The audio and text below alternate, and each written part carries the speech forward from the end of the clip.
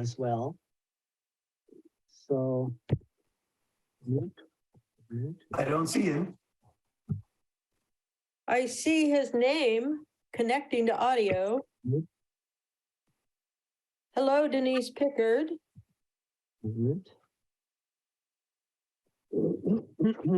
Oh, I see Rick, and I see Scott.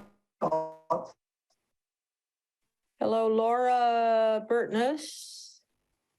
Laura and Timothy. Yeah, and Tim Pond, yeah.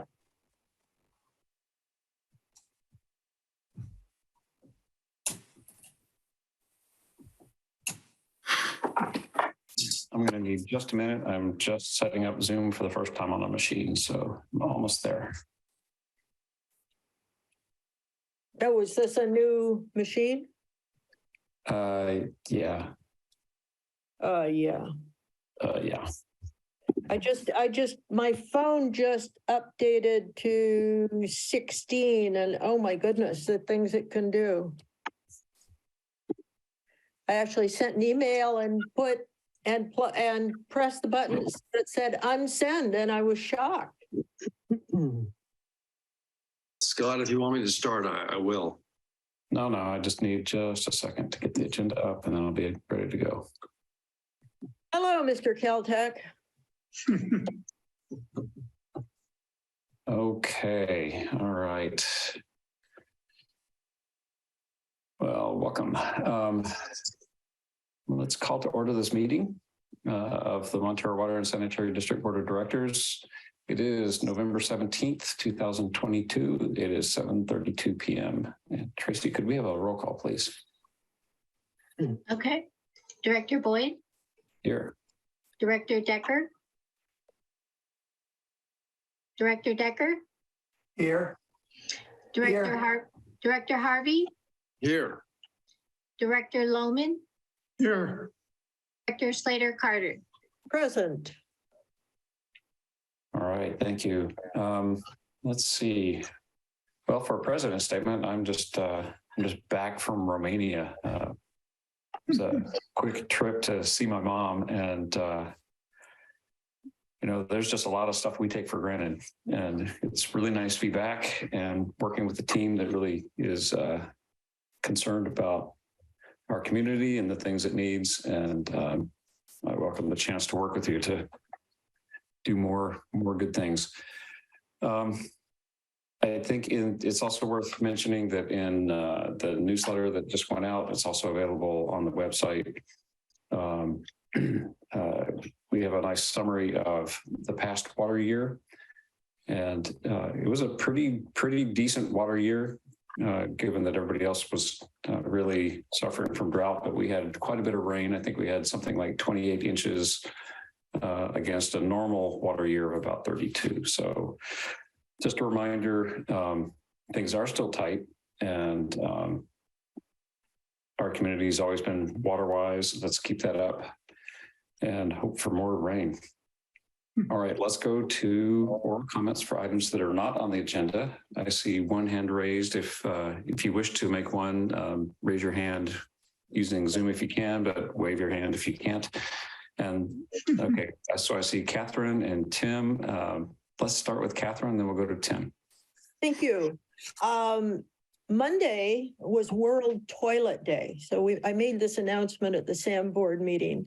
So Rick's already heard it, but there are so many billions of people in the world that don't have good sanitation systems, and it affects groundwater and health, longevity, all kinds of things. And there is a movement to have safe sanitation for everybody in the world by 2030. That would be nice. That's only 8 years away. But that said, I think it's important for us not to take for granted to not take for granted all of the work that has been put into having good sanitary sewer systems in this country, and particularly on this coast. It's our SAM And the sewer systems are what keep our beaches usable, keep our streets safe. And so I think it's just important to note that things that kind of have an ew factor are really very important. And I'm proud of all that MWSD has done, and MSD before that, for public health for the coast. Okay, I see Tim, and I also see, I'm sorry, Denise. So first Tim, and then after Tim, Denise. Good evening, honorable board members and others. Can you hear me? Yeah. I wrote emails to you about a specific code section which requires an upgrade to an 1.5 inch line from the main to the meters in the case where a new meter is installed. This is an expensive and carbon intensive upgrade to your system, which is not required technically or by engineers in order to accomplish the water service to the ADUs that we're building. In fact, this 1.5 inch service is basically a fire connection size line, and fire suppression systems are not required in ADUs and houses where those services do not already exist. So this is a $10,000 to $15,000 cost to owners. And I have an email from, I think it's your consultant. It is your consultant, Jerome, and he's saying that you guys want these meters in order to monitor water usage. And the installation of this increased size is not necessary to monitor the water usage. And in fact, in most cases, it's most likely that the existing piping to the existing meter would be suffice to provide the water for the ADU. And given the housing crisis, given the carbon footprint of putting one of these pipes in, tearing up the street, installing a new pipe, I would ask that you look at this ordinance and revise it so that in the case of ADUs where no fire sprinklers are required and the existing piping size is sufficient, that we can merely install another meter on the existing feeder from the main. This would allow homeowners to economically provide these units in our community without this cost, which is not going to serve any purpose to them at all. State laws provide for, in spirit at least, a minimum amount of upgrade to public utilities and infrastructure in general in order to make ADUs available for housing. And it seems like this goes against the spirit of the law by requiring an upgrade to its infrastructure system that is not necessary. And I just don't like the idea of tearing up a road, digging up a main, bringing asphalt out into the street and doing all this work when it's really not necessary to provide this water service. Some of my clients which are here tonight have a 1-bedroom, 1-bath house, which really could be served by the existing meter. But you guys want a new meter, and in your code it says, oh, if you put a new meter in, then you have to go back to the main to put in this 1.5 inch feeder. And we just basically like some relief from this so that the owners can avoid this $10,000 to $15,000 cost of crossing the street, new asphalt, new structure. And anyway, that's why I'm here tonight, to ask for them that this waiver. And it's actually a discretionary call, according to your consultant, that you guys can, either allow or not allow a meter. And we're okay with a meter. A meter still costs engineering and cost, but we just don't want to go back to the main and install a pipe, which basically would be capacity for fire service for 2 houses and 2 ADUs. All we're doing is putting in a bathroom, 1 bathroom, basically, in these ADUs, 1 bathroom. And they have an existing 5/8 meter, which has plenty of capacity. We're okay with putting in another meter because your stated reason for putting in this meter is to monitor water closely and in the hopes of allowing people to target conservation by having individual meters to individual units. So anyway, that's why I came here. Thank you very much for everything else you've done, by the way. Your board's been very helpful to help provide water for these small units, which are in themselves very environmental, very low carbon footprint impact units. We're converting garages, we're converting existing space and building units which are half or a quarter the size of traditional units to house families on the coast. So thank you. Thank you, Tim. Now we'll go to Denise. I think you're still on mute. Sorry, getting used to this technology still. My name's Denise Pickard, and I live at 800 Sierra Street. And I'm here today in hopes that you guys will please reconsider us having to, like Tim was saying, dig up, the street and get this new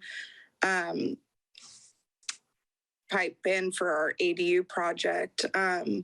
Not only are we going to need, sorry, I'm like super, not only do we need it we don't need it for capacity, but having to do this would be a large burden for our family, making it impossible to complete our plans. Because we're currently living in tight quarters, that would mean that we would need to move from the coast. It's heartbreaking to think about. I've lived here on the coast since 1982, 40 years. Went to school here. I worked at our local Safeway for 20 years and met my husband, Chip, here. He's a local firefighter who couldn't be here tonight because he's training our new volunteer firefighters CERT classes. It's hard to imagine calling another place home. My heart is here, along with family and a few others who I've also grew up with, are now raising families alongside. This ADU will be living quarters for my mother-in-law, who has developed dementia and will need to be under the care of her only child, my husband. We've been advised that the estimated cost of this would set us back 10 to 15,000 after all said and done. In reviewing our budget, we would not be able to complete our project due to the rising cost of building, inflation, and then this tacked on. Again, we ask that you please reconsider requiring the install and, this whole, and then revisit the capability of, our current situation. I think that we're really just asking to, we live in such a small little space, and we're really just asking that it supports a bathroom for my mother-in-law. And as it is, we're kind of, I'm having a hard time wrapping around my mind around this huge expense, because really we're, like I said, we have no dishwasher. We have one little bathroom, and it's really just to be able to have my mother-in-law in here and take care of her. And that's really what it comes down to. So, I know my husband and I we're both coastside people. My husband grew up in Stinson Beach, and my family's here. And my daughter's in 8th grade. She's at Cunha. I went to Cunha, went to Half Moon Bay High, and my son's here. So we're very well established here, and just hoping that you would, take this into consideration. And thank you so much for your time. Thank you, Denise. Let's see. I see your hand, but I see the name Laura. So I'm just going to call on the panelists labeled Laura. But I do believe our manager Clemens has a few comments. Is this on the same topic? Yeah, okay, I can wait until. Okay, yeah. So let's have everybody speak. Laura's corner spoke. Okay, please go ahead. Is that us? Laura and I'm Dudley. I'm husband of Laura. Dudley. Okay, thanks. We're at 831 Kelmore in Moss Beach. I'm not going to repeat everything. Very similar situation. We're building an ADU. Same deal. We have a 1.5 bath here. We're both school teachers. And we're just trying to, it's cost prohibitive to do this, this requirement. And Tim outlined it very well. We're just looking for you guys to reconsider this ordinance or this that you have. Thank you. Okay, thank you. Let's go. I don't see any other hands. Clemens, do you want to? Yeah, sure. Yeah, Denise, Laura, and Tim. So first of all, I want to say that we received your request. We received Tim's email that you all were copied in. And we've been playing, of course, responding, getting other emails back and so on. So what I first want to also say that as far as I understand your request, I find it actually a very reasonable and logical approach. So it's completely understandable, and I think it's a good idea to look at this. I'm just going to try to lay out one more time what this group here is actually asking for, so that it's maybe a little bit better understandable. So there is a requirement, since we're talking about detached ADUs, it's a requirement for a separate meter. So now the question is the existing service line, that's really the question that ultimately is asked, is the existing service line capable of serving both meters? The existing service line is in most cases, not all cases, but in most cases, 3/4 inch. The meters themselves are actually 3/4 inch, but reduced in size to 5/8.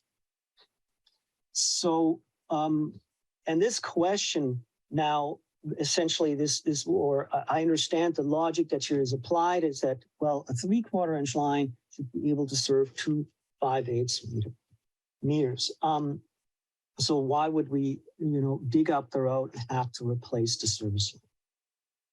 So once again, I think this is a reasonable request. And I think I responded to Tim somewhat like so. We are currently looking into this. What I understand is that 2 5/8 meters cannot be served by 1 3/4 inch line. For this, again, I'm trying to verify this, working with our engineer on that.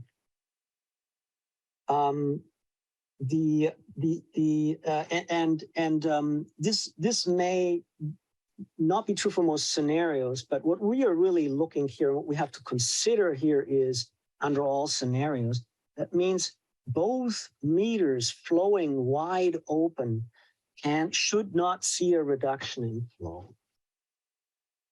The reason why we're looking for it at this in this way, and also I understand the fire flow requirements and so on, but what from the district's perspective, what we have to understand and what we have to look into to be able to provide an answer, besides the probably relatively simple question of can this existing line serve now 2 meters? So I can get an answer to that from our engineer. And again, I've asked the question. But there are a number of other things that we have to consider. Or let me start by what we can't consider. And we can't consider who's living in a house or an ADU because tenants change. House can be sold. So that's not really anything that we're interested in. So we're interested in the potential that's there. When it comes to ADUs, currently, for example, there is a potential that a subdivision could happen and ADUs are actually turned into single-family dwellings. So just one reason. Other reasons are the state of the service line. I don't think we're going to really look into that too close, but we have to find a uniform approach that works for the entire district. So that's really what we're looking at, what we're trying to assess right now. Once again, I understand your logic. I hope I understood it correctly. And we are looking into it and we'll provide you with an answer. That's what I can say today. Thank you. Thank you, Clemens. Let's go back to Tim, but let's not go into an extended discussion tonight. But Okay. Tim, another comment. Yeah, just about the 2-meter capacity.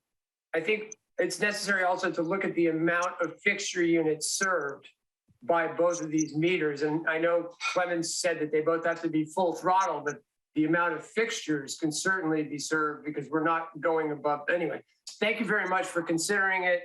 I really appreciate the thoughtfulness of it. We don't want to do anything that's of harm to anybody. We're just trying to get reasonable housing for reasonable people. So thank you again. Thanks for bringing this to us, Tim. Okay. Have a good night. Thank you. And thank you for sharing your concerns and for coming and talking to us. I know these issues can be challenging, and I'm just back from seeing my mom in Romania, and so I'm right there with you in terms of thinking about how do you care for a loved one. I wish an ADU would solve my problem, but I think it's a very interesting time in that ADUs have become a thing that is available. I remember when I got on the board, that was, people talked about it, but it's like, oh, it was impossible to make it happen. And now we're finding our way through how to do it. Clemens, I think one of the concerns you raised was, well, this is a public comment time, so I should not get into that. I'm seeing our attorney nod.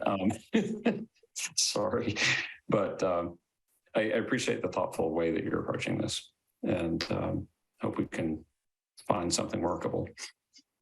Okay, I believe we need to then go on to the rest of the agenda, and I would like to find my tab with the agenda on it. 1 second. Too many tabs open. Okay. With that was all comments. We have no public hearing, no consent agenda, no old business. We do have a new business item 1, review and possible action concerning adoption of policy under the Water Shutoff Protection Act, SB 998. Comments? Yeah, thanks, Scott. So this is obviously a compliance issue. So we have to get in compliance with SB 998 and adopt a policy that essentially guides us through how we shut off premises for non-payment. And we have a section in the district code that addresses this that's already actually consistent with with SB 998. However, we also have actually existing practice, and we actually are not shutting off anyone for non-payment, simply because we have a mechanism to recoup the funds if needed through the tax roll. So we prefer to work with payment plans approaching customers and negotiating a payment plan that works for the customers and gets them back on track if need be. What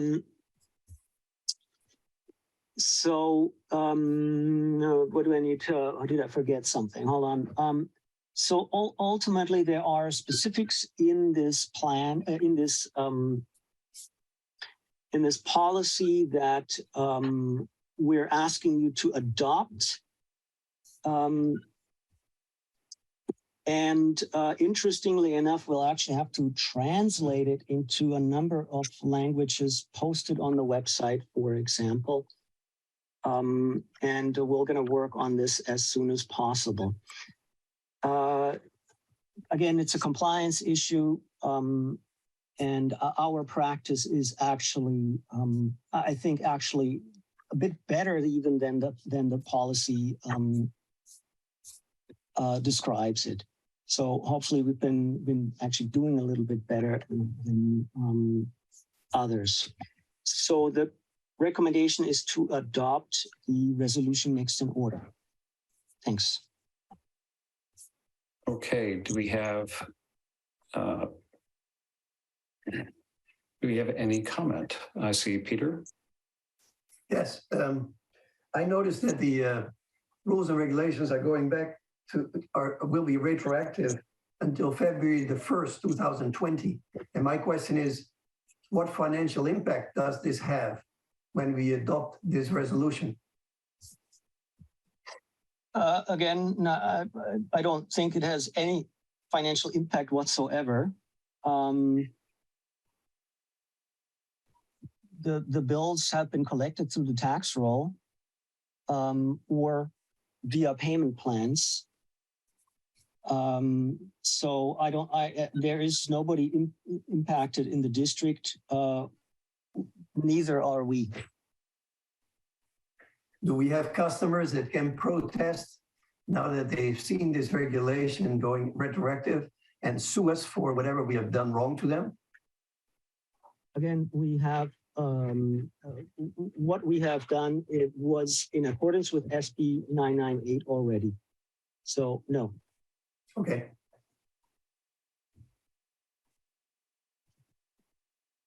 Do we have any other comments, questions, members of the public?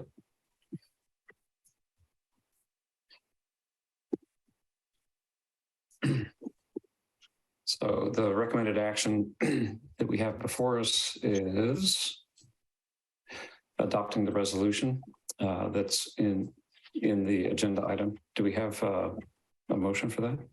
I'll make the motion. Oh, let Peter, So I hear Peter and Catherine, was that a second? that was my second. Okay, so Peter moved, Catherine seconded. Tracy, could we have a roll call, please? Okay. Director Boyd, Aye. Director Decker, Aye. Director Harvey, Aye. Loman, Aye. Director Slater Carter. Yes. Okay, the resolution is passed 5-0. Thank you. And let me say, as I was reading through the details of it, I'm just, I appreciate the mindful approach that we have to help people work through whatever difficulties may have led to non-payment. It seems like a reasonably thorough approach to creating opportunity for those to be worked out. Okay, next up we have reports, sewer authority side. Catherine, do you have anything for us? I do. The sewer authority last meeting was on Monday. And we had a presentation on the impact of groundwater flows or surface water flows on the SAM plant. And it was the first report on the study that we have going on. I would highly recommend that everybody watch it. It's a well-done study. And to be honest, there were two highlights and they were both comments from the public. One, Jimmy Benjamin is also having a geomorphologist study the groundwater in the area. And as we all know, Jimmy does incredibly detailed and thorough work on things. So he made an offer to Sam, and Sam took him up on it to work with our team that's working on this so that we can get a good understanding of what's going on in the surface water at around Sam and how it affects the plant. He did point out that there have been other studies done previously for different city councils, and it's not, it is more uncommon than not for people doing studies to not pay attention to what, there's too many negatives, but generally somebody doing a study wants to please the guy that's paying him. So he mentioned that most of these city councils were pro-development. And he pointed out there were some groundwater, surface water flows missing, even in the maps that our guys are, our team is using, and in particular, the one study, previous study that they are using as their basic reference document. And then that darn old Greg Diegas stepped in and wondered where all that flow that went into the SAM plant came from, as just going on a year ago. If it wasn't coming from the creek and it wasn't coming from the other groundwater or surface water areas, where was it coming from? And Greg suggested that if they can't, it's not on their work request to study where all this water came from, but if they could rule out that all this water that was flooding into the plant didn't come from the surrounding surface water, it would give us a good place to start. And so I suggest everyone watch this meeting, look at the graphics that were put there. And if you have comments, bring them forward to Keishan at SAM or ask to be put in touch with the guys doing the study. I took down CD or a DVD from 2004. Remember, Scott, when we did the Pillar Cedos Creek workshop? Yeah. Way back when. So I took that down to and dropped it off for Keishan today so he could get in touch with some other people. I look at this as being a fundamental document for work going forward. And I think given that Sam is in charge of it, and so each of the member agencies has a voice in this, I think we'll be getting a very good scientific look at what's going on. So that's that. The other stuff that happened was we talked about raising the board compensation from $100 to, I think, $195 or something, whatever we decided on, and that's moving forward. So that was Sam. Okay. Any other comments on the SAM meeting? If not, let's go to the Midcoast Community Council, and I see Greg.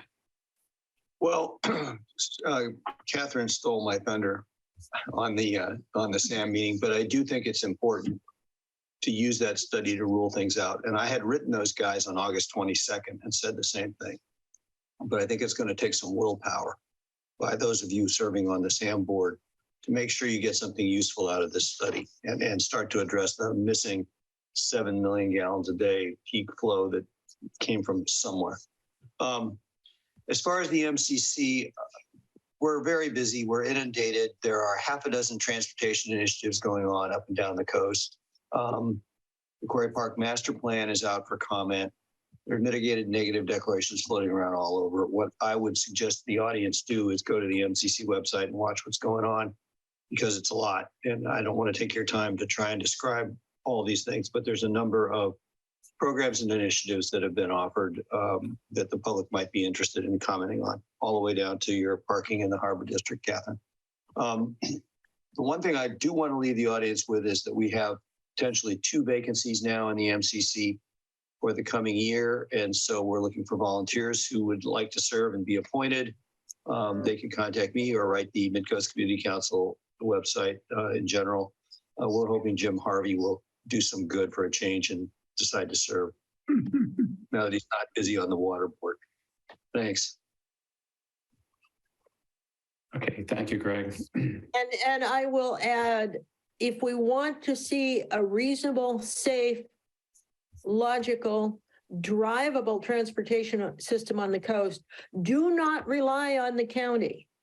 They just put in a bike trail down at, what is it? I think it's a Coronado stoplight that fire trucks can't get around. This bike trail, they put in some nice pedestrian safety islands. Now, the fire station that is a mere couple 100 feet away, they're having trouble getting their trucks in and out of there. So I say, don't let this opportunity to make sure we have good transportation here go to waste, because we are going to have to live with it forever. Okay. Looking now to Rick, do we have any CSDA or LAFCO reports? I have been sort of cut out the reports.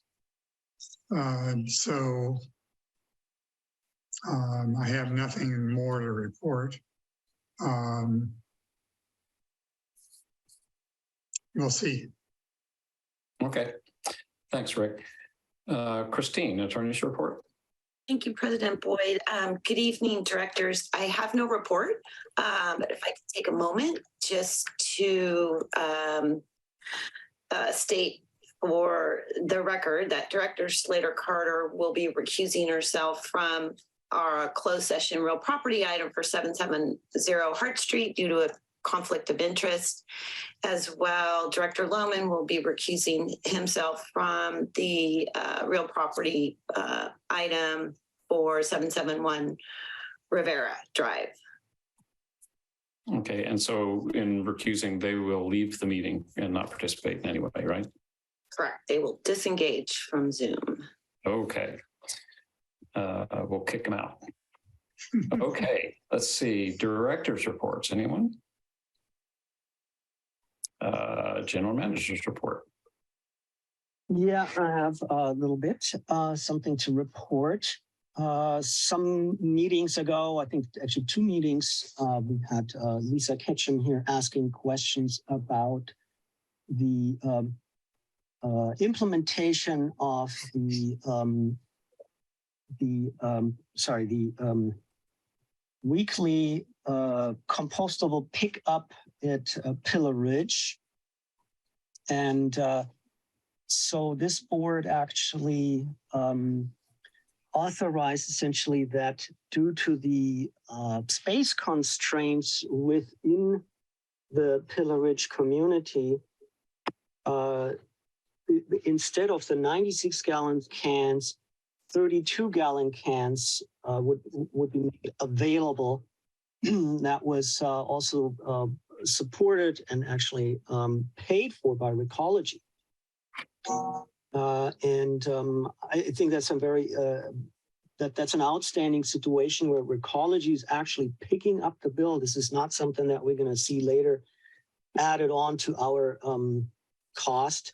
So these cans were provided by Recology. So about a month ago, when we were approached, I understand that by that time, the vast majority actually received their cans. So the cans were provided to the folks that actually were interested in implementing this service. And it's my understanding that some were actually due to move outs and new move-ins. So the vast majorities wanted to have that service and got and had the cans available. The remainder of the residences actually was asking for it, but there was some miscommunication on which addresses ultimately were served, which ones weren't. And that has been resolved by now. So everyone in Pillar Ridge has the 32-gallon can and is receiving the service at this time. Thank you. Oh, thanks for that update. And I'm really glad that that has gotten resolved. I got a little jumbledy there for a little bit, but I'd like to mention that a number of people in the Pillar Ridge community stepped in to try to make sure that some of the concerns of the community were addressed. And clearly Lisa Ketchum and pardon me, could you remind me the name of the person with the Pillar Ridge Management Group that was Lori, and no, I don't remember her. Something Caraway, Lori Caraway. Thank you. There were some good, heartfelt and fairly well-informed piece of discussion brought in, and I know that there are some really strong advocates for the community of Pillar Ridge, and it's good to engage with them. And I'm glad to see something like this work out. It's an interesting part of our community, and that it was all handled previously as one separate, business entity, and now is really representing each of the homes in many ways as, separate members of the community. And it's taken a minute to get some of that smoothed out, but that seems to be getting some of those concerns addressed. Okay. Do we have any items for future agendas?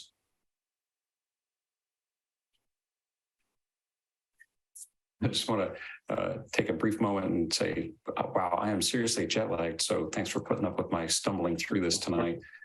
All right. Well, we are going to thank the members of the public for joining us and participating, and letting us know what concerns you've got. And we look forward to seeing you again. Encourage you to stay involved on all sorts of topics that we cover here, and you never know from meeting to meeting whether we're going to be talking about somebody taking the top off of Montara Mountain, or trash cans in a part of our community, or taking a look into our ordinances, or what's going on with groundwater. It's pretty wide ranging. So glad to have you. We're going to go into recess for about 5 minutes, and we'll come back. Let's come back at 8:20, and we're going to go into closed session. We're going to talk about a few things. We've got the existing litigation with the city of Half Moon Bay, a possible initiation of litigation, one case, conference with real property negotiators on 770 Hart Street here in Montara, and conference with real property negotiators for the property of 771 Rivera Road here in Montara. And with that, thank you everyone for joining us, and we are in recess. Good night, everybody. Good night.